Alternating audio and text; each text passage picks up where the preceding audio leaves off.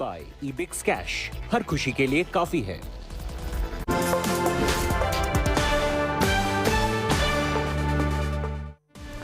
Hello and welcome. You're with us here on Business Today. I'm Abha Bakaya. Here are the day's top business stories. Sensex gains over 400 points. Nifty shuts shop above 16,600. IT, oil and gas, metal, top sectoral gainers. JPMorgan Chief Jamie Dimon warns of US economic hurricane due to inflation, urges the Fed to take forceful measures to avoid tipping the world's biggest economy into a recession. Union Minister Hardeep Puri refuses to comment on the possibility of imposing a windfall gains tax on oil and gas companies, calling it speculative. He adds that taxation is the Finance Ministry's prerogative. The government has identified at least 3 public sector companies for divestment this fiscal. Centre is looking to execute the sale of IDBI, BEML and Shipping Corporation by March 23. That's a Business Today exclusive. Stage set for the release of Kamal Haasan's Vikram. The veteran actor returns to the silver screen after nearly 4 years. The 170 crore rupee film has already recouped its cost from digital, audio and other deals.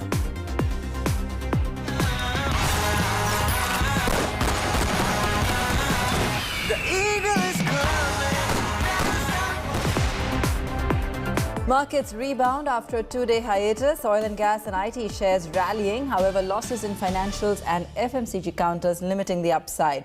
After a weak start, the Sensex staged a one-way up move and closed at 55,818, up 437 points. Nifty 2 rallied over 105 points to top 16,600. Big Boy Reliance was the top Nifty gainer, hitting a one-month closing high, giving Nifty a 68-point lift. Macquarie's positive note on Tier 1 IT companies led to TCS and HCL Tech rallying over 2%. Bajaj Finserv and Sun Pharma were other blue-chip gainers today. On the downside, Apollo Hospital, Hero Motorcorp, Eicher Motors, HDFC and Power Grid, the top Nifty laggards. Even as stock markets remain volatile, my colleague Sakshi Batra spoke with Sudeep Bandyopadhyay, Group Chairman, Inditrade Capital, to find out the best investment strategies to beat the summer heat. He listed out some stocks which he feels can help investors create a lush green monsoon portfolio. Do you really expect some FMCG companies to really benefit, because a large portion is also dependent on the rural income from there? So is that a space that you're looking at? Absolutely. In fact, a couple of FMCG companies I'll talk about, and they're very well poised even otherwise.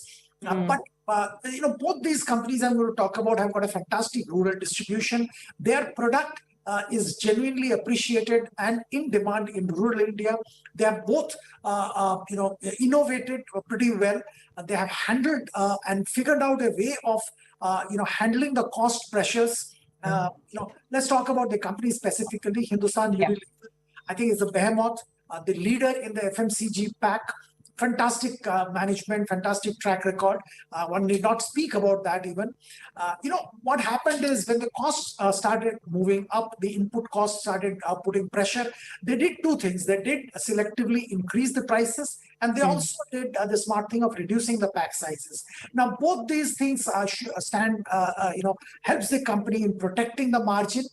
The rural demand was a bit of a challenge in the earlier quarters, but as we are discussing monsoon, if the monsoon is good, we know the market will be back. And with rural market coming back, Hindustan Unilever, with its unparalleled distribution network and range of products, will definitely benefit. I'll also add one more thing here. Hindustan Unilever acquired the GSK's food portfolio a few quarters ago. The full effect of that we haven't yet seen. We believe that over the next couple of quarters we'll start getting the impact of GSK's portfolio as well on HUL results. So all this make me extremely positive on HUL. Investors will do good to buy HUL slowly, of course, not rush into it completely because market is volatile. We have a target of 2,500, 6-month plus time horizon. Any other FMCG stock apart from HUL that you would want to discuss too? Actually, the other FMCG stock I want to discuss is Dabur. Again, they are very well known for their rural distribution strength. They also have figured out ways and means of handling the cost pressure on the margins. And I believe that, if the monsoon is good, Dabur's product and Dabur's business will significantly improve. Things have started looking up in rural India, and the inflation pressure, what we feel across the country is more felt in urban locations and urban locations. Rural India feels that a bit less. And if the agriculture is good, which should happen with monsoon being good, we will see a pickup in demand for FMCG products. Dabur will benefit. We will also find rural consumers uptrading. And that again helps Dabur because they have products in all price ranges. They have products in the lower price range. They have better products in the slightly higher price range. So the uptrading as well as increased demand will benefit Dabur. And Dabur, we have a target of 600. Period is again 6 month plus. Religare Enterprises was the darling of investors today. The stock skyrocketed over 11% after lenders to its debt-ridden subsidiary, Religare Finvest, agreed to consider a one-time settlement. Joining us, Dr. Rashmi Saluja, Executive Chairperson of Religare Enterprises. Rashmi, help us understand what has been communicated between you and the lenders consortium. We remember that RFL at the end of March 22 had an overdue of 5,344 crores and Religare Finvest had also proposed a one-time settlement of 2,300 crores. Is that now agreeable to all the lenders? First of all, let me tell you one thing, that we've been trying to resolve this issue since last 3 years. And in fact, in the last 3 years, we tried to take advantage of a June 7th circular by RBI in which the debt restructuring of the NBFCs like this was possible. But unfortunately, with an investor that we did get that time, the restructuring didn't go through, and then we tried to also pitch in ourselves to continue with the restructuring, and unfortunately again that did not go through. So the efforts have been there since last 3 years, and then finally we did think of doing a one-time settlement with the lenders, and they are 18 in number, and we gave a proposal, and of course that proposal was in a situation so that we can settle all our dues in a way which is quite amicably a win-win situation with the lenders as far as the company is concerned. And we did give the offer, and of course after a lot of deliberation and everything, lenders gave us in principle agreement, which is going to be approved subject to the competent authorities of the lenders. And then subsequent to that, of course, it is going to take 3 months time to execute after we have repaid the money that has been accepted by the lender. Could you also give us some clarity on the debt situation for the group as of now? After this settlement, what happens to the debt on the books of the company? There is zero debt. We are a debt-free company, and I take extreme pride in doing that. So except for this NBFC, which after the settlement will also become completely a good company back in business. And as far as my REL is concerned, or broking, or in health insurance, we are a debt-free company. CIC has got no debt. We are completely compliant. We are SEBI 100% compliant. And of course, we have no issues with the regulator. So that's the best situation to be in as of now. Also help us understand, RFL was earlier banned from undertaking fresh businesses as it was under the corrective action plan of the RBI since Jan 2018 due to financial health. Do you think the RBI will remove that cap very soon? So absolutely, we were under cap, and in fact, we could not do any fresh business since 2018 January, being an RBI cap imposed on RFL. And to lift the ban, lift the cap, we have to follow the process in which the CRAR has to be adequate, and all the other ratios have to be met up with. So moment our settlement takes place, we are immediately going to be, it is going to be in fact completely pliable to all the ratios which are going to be positive. And subsequent to that, we will be writing to RBI, and I'm sure RBI is totally process driven, and of course they understand how things move. And yes, I'm very hopeful after this we will be business ready. Could you also give us a timeline of by when you expect this to happen? I think so. By next quarter, we should be in a position to do it. All right, Rashmi, thanks so much for joining us today and taking us through all the latest developments there.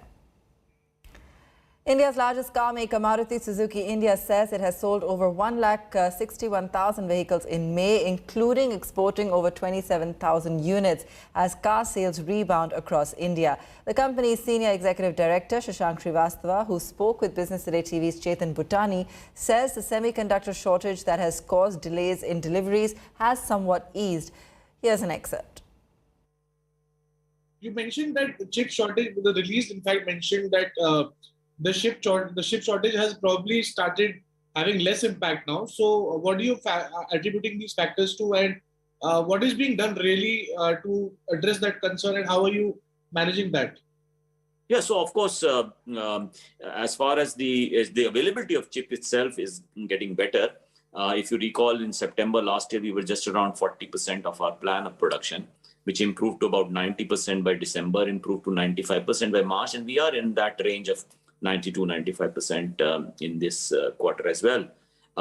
So there has been improvement in supply is one part. The other is we obviously try to maximize the production because we make those adjustments between different models. Different models use different types of chips in different amounts, as you know. So we have been doing that to maximize production. And in fact, we have one of the largest portfolio, the largest portfolio in the industry. That helps us make that adjustment. Of course, the consequence of that is the waiting periods is not uniform across models. So there would be some models where you have larger waiting periods. And that's a consequence of making those adjustments in production. But we have been doing that, and I would say successfully so, as you can see in the numbers. So exports saw about 27,000 odd units. What do you attribute these reasons to with high exports? Is the global demand picking up? Yeah, so for the products that we are selling, especially in Africa, Latin America, the growth is pretty good, as well as the demand. We saw it last year also, by the way. Last year, we became the #1 exporter. We were always the #1 in domestic market, but we are also now the #1 exporter from India for cars. We saw 237,000 units which were exported. And this month, that is in month of May, we did that figure of 27,000 plus, which is the highest ever, export in a single month. We hope that this trend will continue in this year also. And we have a very good portfolio of vehicles, especially if, in the emerging economies. The products have been doing very well. Just the last question, sir. As the chip demand improves and your margin specifically also starts to get better with that, the rumors of the price hike, where do they stand? Are there any price hike that you're looking at? So really, we haven't decided. So I can't say yes or no to that question. But yes, profitability continues to be under pressure because commodity prices, if you compare with what used to be 2 years back, been extremely high, persistently and stubbornly so. So we were expecting a downward cycle on the commodity prices. That hasn't happened for various reasons, including the global situation. For different reasons, it's remained high. And when you look at some of the prices for which the government has made efforts for reduction, steel, for example, there would be some softening of the steel prices. But from levels which we saw 2 years back, 38 rupee a kg, it went up to 84 rupees a kg, might come down, but won't anywhere, but still we should be in that range of 70 or so. When you compare with 38, which the rate was in 2 years back, still very high. So the pressure on profitability, I think, on the commodities front still continues to be immense. Union Petroleum Minister Hardeep Puri refuses to comment on the possibility of imposing windfall gain tax on oil and gas companies, calling it speculative. He adds that taxation is the Finance Ministry's prerogative. Listen in. Windfall tax, I am not a tax person. I mean, these are Finance Ministry issues. But I would think that our present focus is on ensuring that we get access to energy at secure and affordable prices. That is the main thing. Now, some of the stuff that in any case exports will take place. I mean, like we import crude from one country to the same country, we export high-speed diesel. So these are processes which go on. The rest is all speculative. So there is no... No. You are asking me to comment on a speculative report and say that means there is no such thing. That's not a way of... how would I know? The government has identified at least 3 public sector companies for divestment this fiscal. According to sources, the centre is looking to execute sale of IDBI, BEML and Shipping Corporation by March 23. With its disinvestment target missed by a large margin last year, the government is sparing no effort to achieve this year's target of 65,000 crore rupees. Karishma joins us with more on this. Karishma, are we looking at disinvestment receipts to go beyond their target this fiscal? And which companies would be on DPAM's priority list? Well, absolutely. It's just not about the disinvestment target, but it is a bigger goal that the government is looking at, which is making a better out of this good asset. Now, sources are telling us that Finance Ministry is looking to put IDBI, BEML and Shipping Corporation of India on sale by this fiscal. They want to complete the process, and they also want to launch the process for Concor and Hindustan Zinc. In fact, I'm also being told for IDBI, most FinMin officials are currently in few FinMin officials are currently in the United States of America to meet top investors to discuss on IDBI Bank, following which expression of interest could come out as early as July 1st week. 65,000 crore. For now, keeping in mind, despite market volatility, it looks like government is confident and enthusiastic to complete it. All right, Karishma, thanks so much for that. Jamie Dimon, one of the most respected global business icons, has warned investors to prepare for an economic storm. Even as Russia's invasion of Ukraine plays havoc with economies around the world, the chairman of JPMorgan warned that interest rate hikes and high inflation could topple a lot of forecasts and budgets.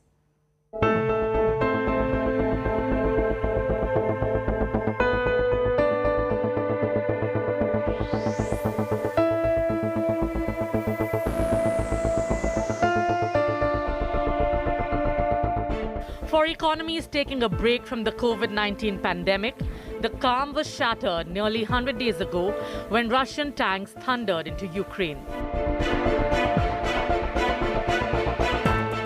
Now, one of the most famous bankers in the world is warning of an economic hurricane on the horizon.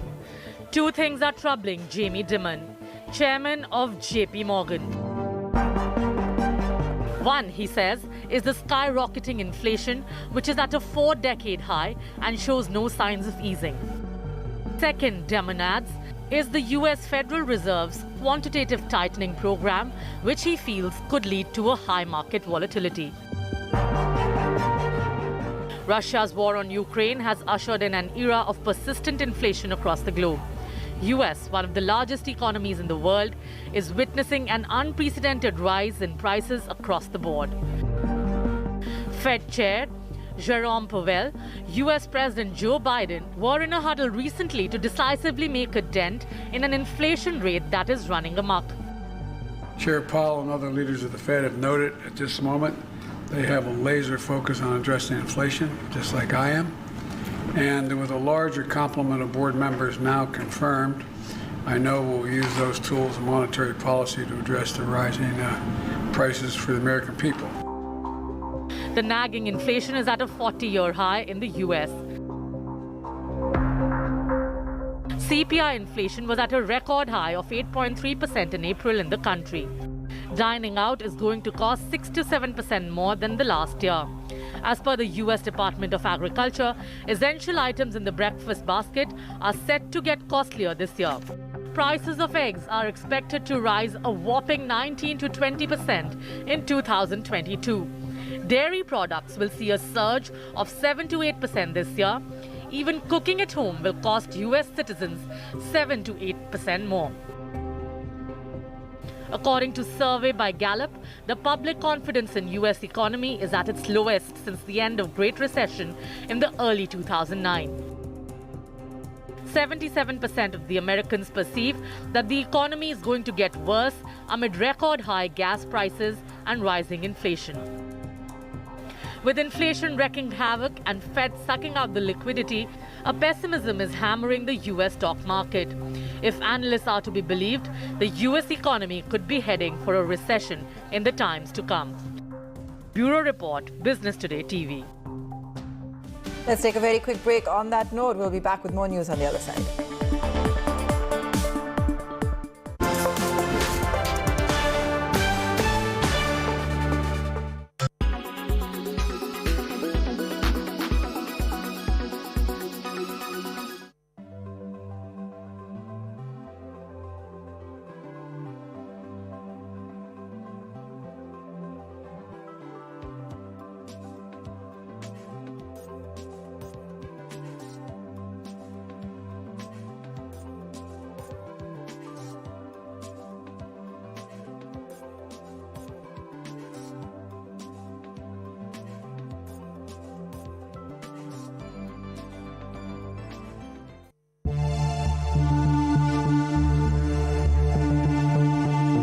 On a daily basis, thousands of oil spills occur worldwide in the oceans, causing oil pollution. This oil pollution in the oceans can have a disastrous effect on marine life. Most people don't realize how serious the problem is until there's a major incident at sea, such as a tanker spill or an oil rig explosion. Oil slicks have the potential to kill seabirds and marine animals such as seals as they drift towards the coast. Although only 10% of global marine oil population is caused by spills of this nature, the majority is generated by everyday maritime traffic such as illegal dumping and tank cleaning, as well as onshore industrial activities. The environmental impact varies depending on location. Deep sea spills are typically smarter and easier to clean up. The oil sinks as it becomes denser, is broken down and destroyed by bacteria. Oil slicks on a rocky coast or exposed beach can have a significant impact on marine ecosystems, and they can take up to a year for wave action to clear away. This oil pollution is also extremely harmful to coral reefs. Coral regeneration can take up to 10 years and is often irreversible. And pollution in mangroves or on sandbanks can cause long-term damage that lasts more than 20 years.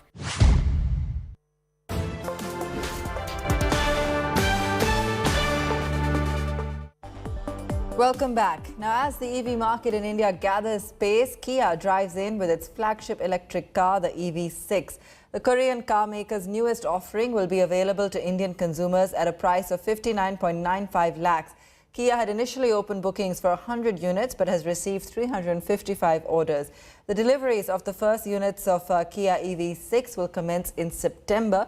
My colleague Chetan Bhutani took to the wheels and also caught up with Hardeep Singh Puri, Vice President of Kia India. Take a look. Well, Kia has officially launched its Kia EV6, a global hot seller. Remember, this vehicle that I'm standing next to has been officially launched into the Indian markets, and this comes as a completely built unit from Korea and is currently not made in India. However, Kia originally had plans to make only about 100 vehicles and sell about 100 vehicles in India. But due to owing to the demand, the company literally had to sell about 355 vehicles, of which now, out of 100, the demand is about 355 vehicles. So clearly, it shows that the vehicle is clearly in demand. The pricing is about 59.95 lakhs and goes to about 64 lakhs to the top-end model. Coming onto the screen, one when it sits in the car, has a posh look of the vehicle. You're greeted with a 12-inch screen on both the sides for the driver and for the infotainment system. This is the infotainment system, this is the driver system. Screen available here. The buttons here for operating the radio, for operating the air conditioner, for tuning your FM radio is very simple, sleek and to the point. The gear system here, the reverse, neutral and drive, and the P. It's in a circular motion pattern, which is almost a very, very high-class model. Usually it comes in a wireless charger, a glass holder, and when it comes to the dash has a lot of plastic here. However, one would really expect that in such premium luxury segments, one would have a bit of a leather out there, but never mind, that's not a big disappointment. The good part about this is that one has a twice 12.3 inches screen that is tilted towards the driver, so that the driver does not really focus on the system and focuses on the road instead, and it's very easy to navigate the whole infotainment system. The vehicle is loaded with features, ADS features, safety features, and you talk about it, it's all available in the EV6. So starting from 59.95 lakhs, going to 64.96 lakhs, this vehicle is a hotshot seller for the electric vehicle market in India. It comes loaded with 2 chargers that Kia definitely plans to send across dealerships in India, and would be setting about 15 charging stations into the country. So in times to come, yes, this vehicle would definitely be a great hot seller for Kia EV. I would like to ask you that the price point of 59.95 to 64 something, do you think it's a bit too high for the Indian market, considering your competition who has a bigger market share has a cheaper price and a cheaper option, yet almost giving the same range? So how are you solving that problem, and do you think in the future we can get some cheaper products from Kia in India? As I mentioned, we wanted to showcase the Indian consumer that what kind of technology we have in store across the globe, and we wanted to showcase the best to the Indian consumer, which is why we decided on the EV6. Yes, it is a premium, but as you can see from the numbers, people are loving it and they have latched on to the initial numbers that we announced. Yes, and to answer your question, we are looking at the future products which will come in due course of time. Our electric electric strategy is being finalized, and as we finalize that, yes, there'll be a whole range of price range that you will see starting from where electric vehicles start today up to the EV6, which we have launched today at close to 59.95 lakhs. Right. Kamal Haasan is returning to the big screen after 4 long years, this time with a movie called Vikram. The intervening period has seen him float a political party and also be rejected by voters.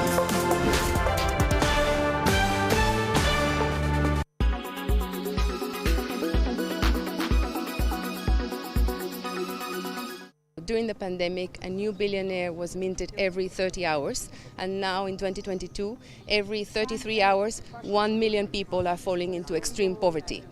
Is it time to tax the billionaire club? The pandemic crushed economies, and we can already see its effects on many countries. What you didn't see is that the pandemic created billionaires. The Oxfam report shows that at the rate of 1 every 30 hours, 573 people became new billionaires during the pandemic. On the contrary, Oxfam says that they expect at least 263 million people will crash into extreme poverty at the rate of 1 million people every 33 hours. Pandemic hit very differently depending on who you were, what country you were in. But things, for example, like vaccine access made a huge difference. So the rich world got vaccines very early on, and most low-income countries still only have 15% rate vaccinations, and that has had implications on health, but also on social and economic consequences. The pandemic was where the rich grew richer and the poor poorer. In fact, it's surprising that billionaires' wealth has risen more in 24 months of the pandemic than it ever did in 23 years combined.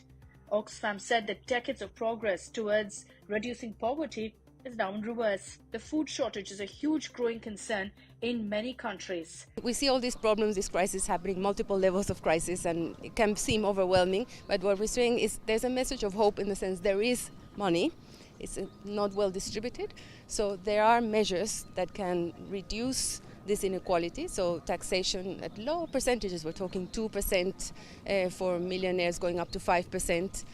And with that, we can raise enough money to address these deep social problems. The world is reeling through the pandemic and facing challenges that come with the Russia-Ukraine crisis. So is it now time to tax the rich to support the less fortunate?